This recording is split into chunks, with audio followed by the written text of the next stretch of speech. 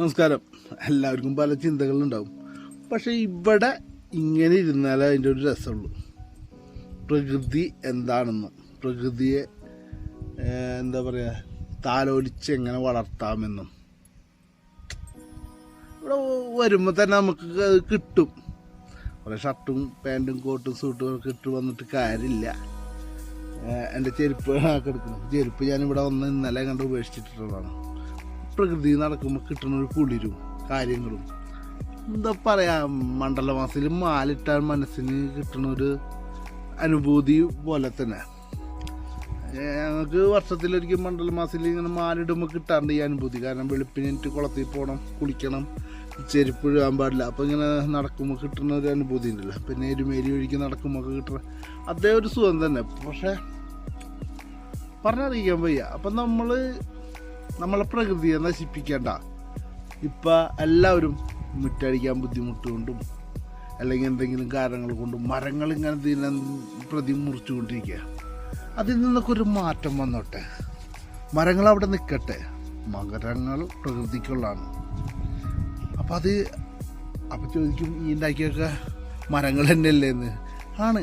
നമ്മളൊരു മരം മുറിക്കണം, നമുക്ക് എന്തെങ്കിലും ഇതുപോലെ അത്യാവശ്യങ്ങളാണെങ്കിൽ നമ്മൾ പകരം ഒരു 10 മരം വെച്ച് പിടിപ്പിക്കുക.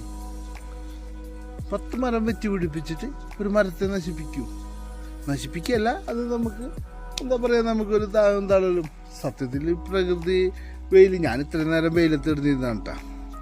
അതാണ് എൻ്റെ ഈ കോലം. ഇങ്ങനെ സത്യത്തിൽ ഈ പ്രകൃതിയിലെ വെയിലും മഴയും മഞ്ഞും എല്ലാം നമ്മൾ അനുഭവിക്കണം.